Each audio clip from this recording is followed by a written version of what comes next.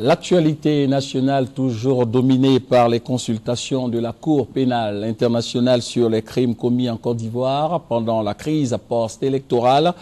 Les membres de cette Cour pénale ont eu des séances de travail avec des autorités judiciaires de la Côte d'Ivoire. Objectif, faire la lumière sur ces crimes commis. Le point avec Michel Digré.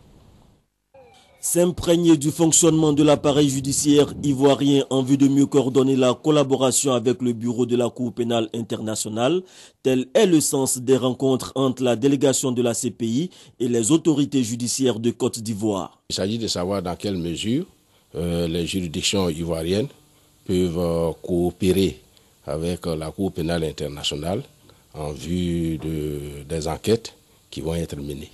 Je les ai accueillis pour qu'ils s'enquirent de la méthode de travail de la juridiction militaire, comment le tribunal militaire fonctionne, comment il est organisé, comment nous sommes saisis. Le barreau de Côte d'Ivoire est prêt à apporter sa contribution selon ses règles, c'est-à-dire les règles du respect des droits de la défense, les règles de l'indépendance et du barreau et de l'avocat.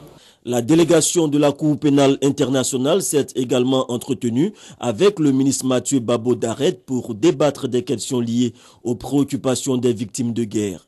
Nous avons demandé à la CPI de nous indiquer comment se passe la procédure afin que nous puissions être le relais auprès des victimes, parce que nous sommes effectivement assaillis de questions concernant les compétences de la CPI d'abord, et ensuite comment la victime peut intervenir pour se voir rendre justice. Au chapitre de la défense, la délégation a eu une séance de travail avec le ministre Paul Kofi Kofi, une rencontre à la suite de laquelle le chef de la section de la coopération internationale de la CPI a tenu à clarifier les objectifs de la mission en Côte d'Ivoire. Ce n'est pas une mission d'enquête. Nous avons entendu beaucoup de choses se dire, beaucoup de choses s'écrire, je tiens à le clarifier. Aucun membre de notre équipe n'a interagi avec une personne pour collecter des informations ou entendre une personne. Nous n'avons vu que des autorités politiques, diplomatiques, judiciaires, pour savoir, en fonction, au cas où nous devons nous déployer, comment nous devons nous déployer professionnellement, en respectant les institutions.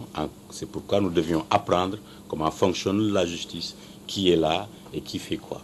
Les experts de la Cour pénale internationale se rendent dès ce samedi à l'intérieur du pays pour la suite de leur mission d'évaluation.